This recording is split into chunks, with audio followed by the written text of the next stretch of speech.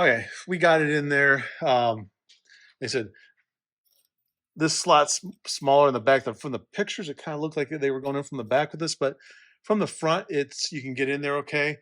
It's got a very kind of like, if you look in there, you can see there's like a little spot where this has to fit just right and pop up to get to the back of that nut. So I'm not gonna watch you film me struggling to get this in, but it probably took me 5 minutes once I shut the camera off and got it done.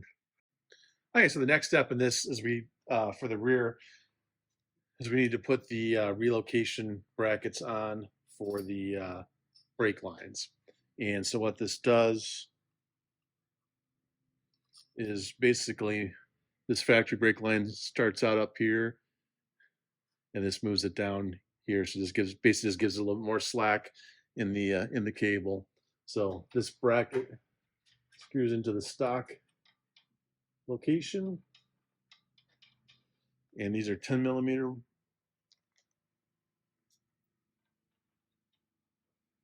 bolts. Using the factory bolts up here. That's when you'll end up with a mix. The factory stuff's all metric, and the parts in the kit are SAE. And it comes with a bolt, 2 washers, and a nut.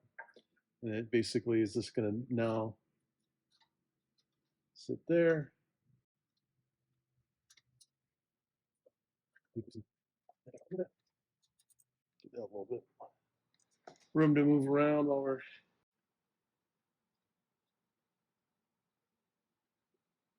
Probably the better way to do this, they probably make longer brake lines. I'm sure they do make longer brake lines. That would probably be a better way to do this. We'll go with what the kit has for now. If I ever have to replace the brake lines, I'll go back to a different setup, because what I'm finding is that is not a very nice fit there.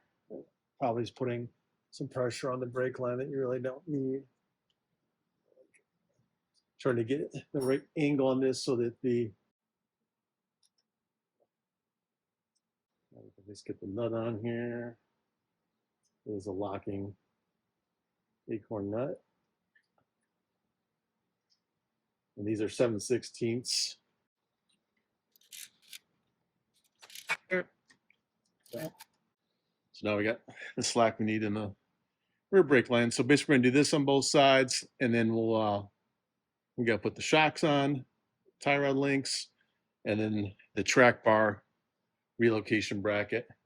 So a couple more steps and we'll have the rear ready to drop it down, put the tires on.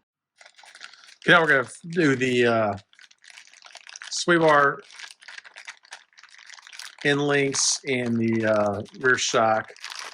So we're down to the last couple steps in the rear. So I did the other side already. One thing I learned is you need to do the end link first, because I did the shocks first on the other side, and then I realized I couldn't get the bottom bolt in on the end link because the shock was in the way. Well, I could get it in, but I couldn't get a wrench on it or air wrench on it, or torque or socket, anything on there. So this goes in from the outside. These are the new longer ones that came with the kit. To torque them, they say use an Allen wrench, and then a 6mm Allen wrench. There's a fitting inside the stud there to hold it in place. Although I was able to torque it without using that. Obviously, you can't get a torque wrench on anyway, so you'd be guessing with a box end. But it's solid enough that it allowed me to torque it without having anything in there. So we got to the whatever I think it's 30 some, 50 some foot-pounds. So that goes in like that, and then we've got the nut here. This nut goes from the outside, so you gotta kind of get it started and then kind of work it back there, because you can't get in once you can't get in if you try to hold this in place and slide in. There's not enough room, so you gotta get it in before you slide it back there. I'm gonna put a little bit of anti-seize on the threads here. Should probably do the same on the top ones. That just helps to keep it from rusting together. 75 foot-pounds on those lower with an 18 millimeter. So let's kind of get going with the torque wrench, then we'll come back and do a final torque on it with the torque wrench.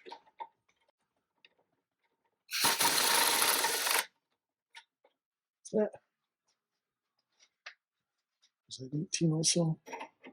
Yep, those are 18 as well.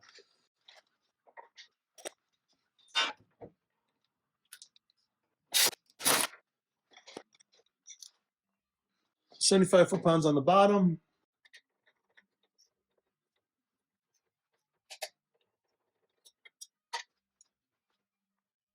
66 on the top.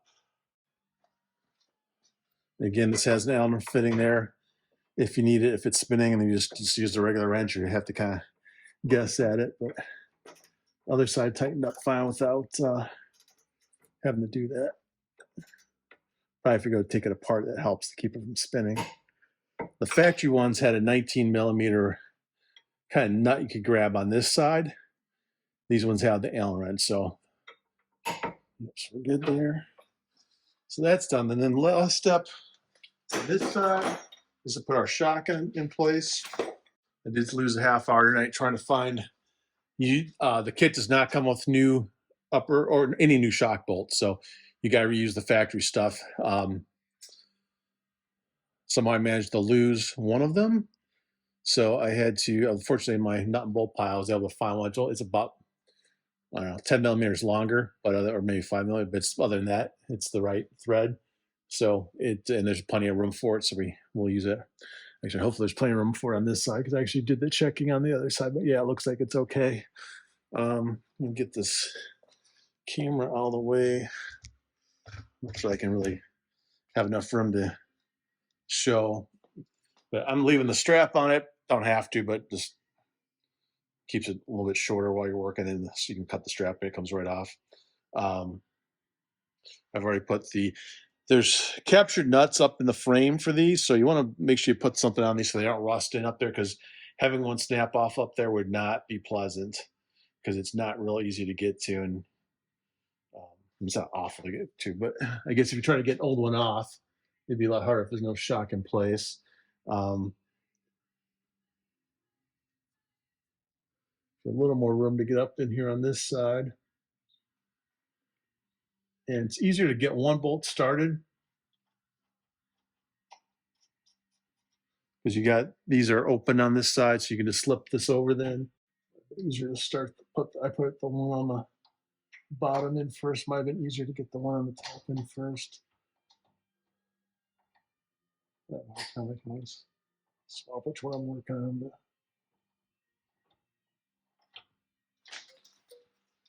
okay.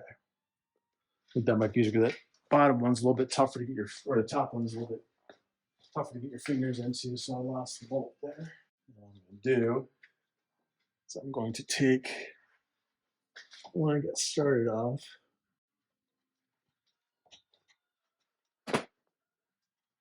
we start that one in the top one, and by top I mean one's just slightly higher up in the vehicle, because the bracket's at an angle.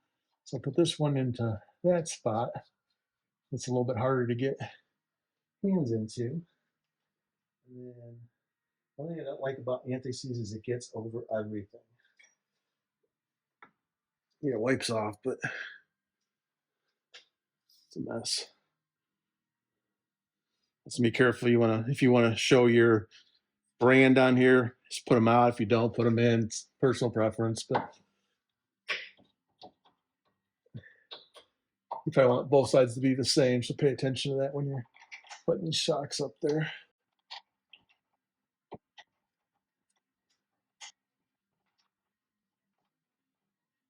Get the right angle on the shock. Okay, so that is started.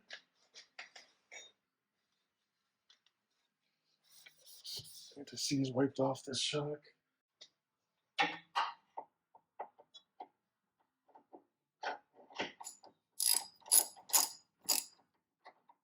I think that one's feels like that one's a little bit smaller. Yeah, that new bolt it's got a different size head on it, so let's see if we got the right size. Probably a 15. I have 15 over here, so we'll go get one.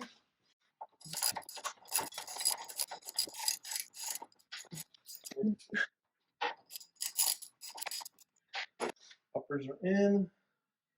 We're gonna cut that strapping off, and you can kind of see. You can't see. Bottom's gonna fall pretty much right into place.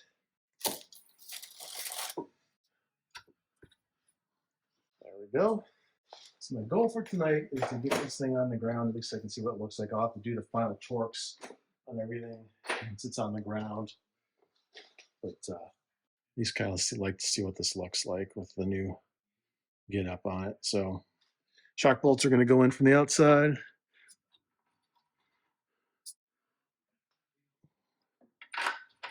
Jack up on the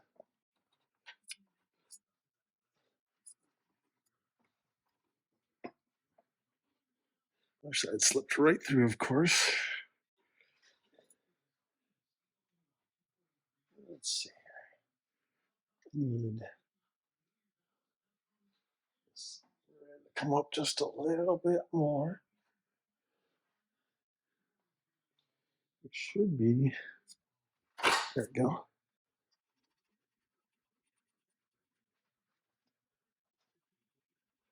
It has some anti-seize on it from, like I said, the previous owner put those Rancher shocks on, so I think he put the anti-seize on when he did that. So that this all came apart. I'll put some a little bit fresh on there before I put this together.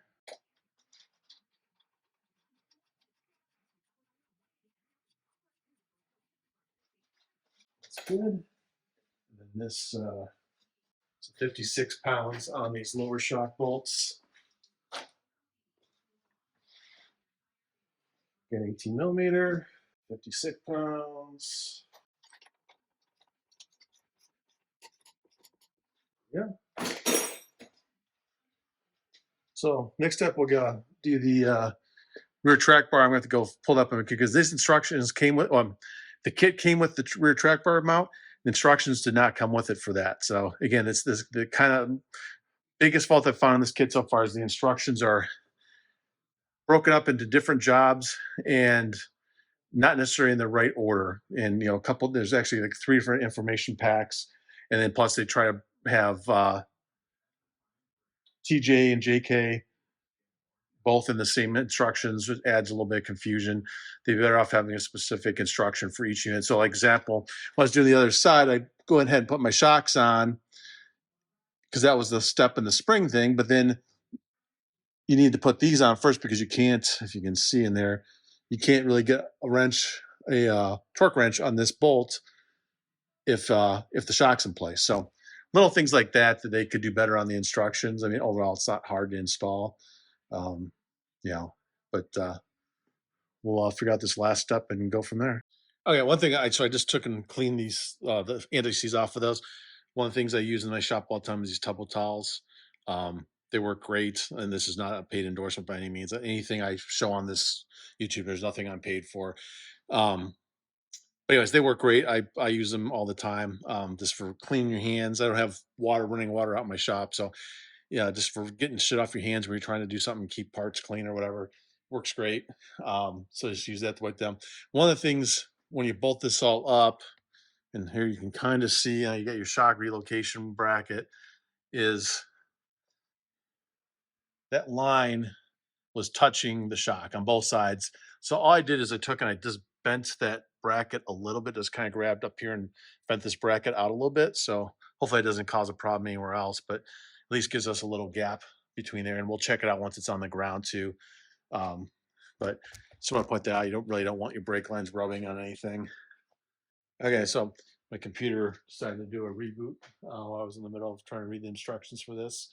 But what I believe happens is this bracket here. And what happens, I think this part slides down over the existing bracket where the rear track bar mounts. This bracket here bolts onto your lower, inside your low, kind of your shock support here where your lower control arm mounts. So this bolt back here has to come out. And then your track bar ends up mounting into one of these 2 holes up here. Um, so it's a little bit of a tight fit. Probably easier to put this on before the springs went in, but maybe not, because this might have been in the way of the spring getting in too. Um, so I guess next thing I need to do is take the remove that rear track bar real quick, or the rear control arm bolt, and then see if we can fit this in place. And it just comes with one new bolt, longer bolt, which I assume is either for the track bar um, or for maybe a longer one for this, because it's got the bracket coming down both sides. And then a U-bolt, which goes around the axle and then grabs the side, grabs the axle and clamps there. So should be pretty straightforward, and then we'll be able to put this thing on the ground. Okay, so we already loosened up that rear control arm in the previous thing, so we still got to get the bolt all the way off. So we just loosened it a little bit before. So we're going to try and get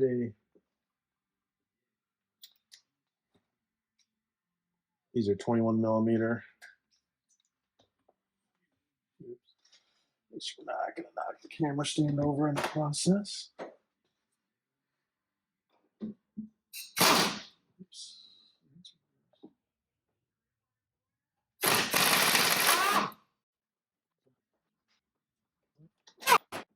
Hopefully that won't be hard to line back up with the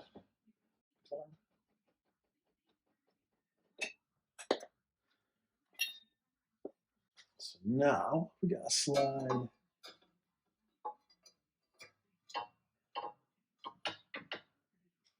This works a little tough because it's trying to get that down over the spring, sort of in the way.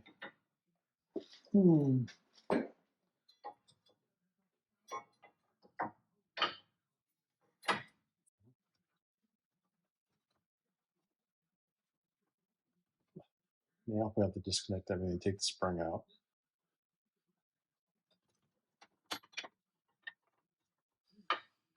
Okay, so if you go this far, you get this bracket in there.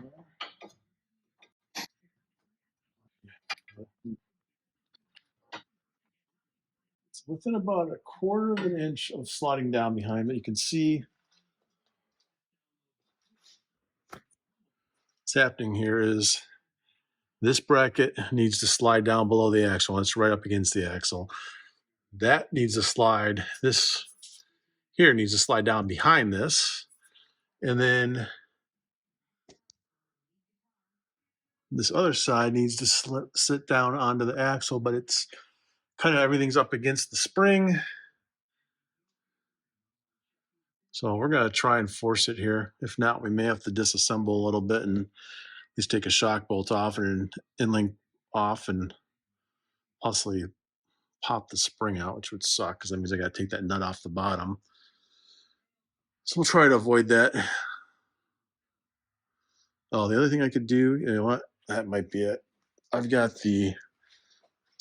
some tension on this right now. So let's try. What happens if we drop? That is theoretically,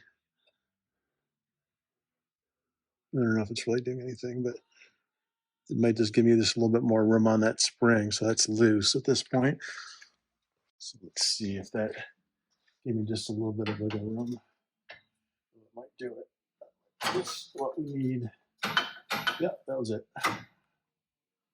Sort of, kind of. Yeah, look at that. Shit sort of kind of lines up.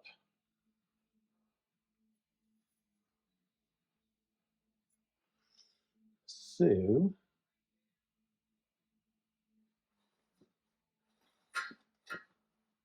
rear control arm bolt that we just took out. So a little bit of a challenge to. Okay, this hole in the bottom bracket is off by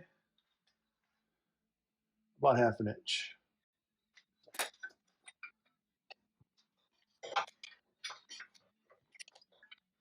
I'm sorry, I'm just probably sticking my big head in front of the camera.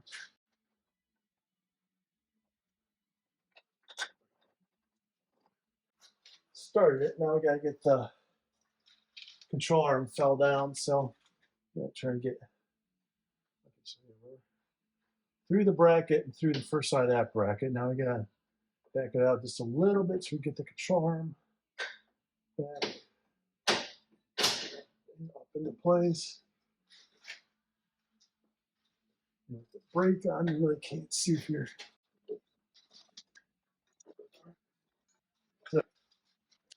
So now the axle is too far back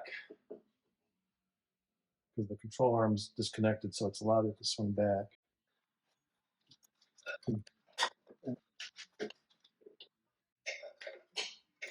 So I'll probably need, I'll go find a shorter bolt that I can try and line that up from the inside.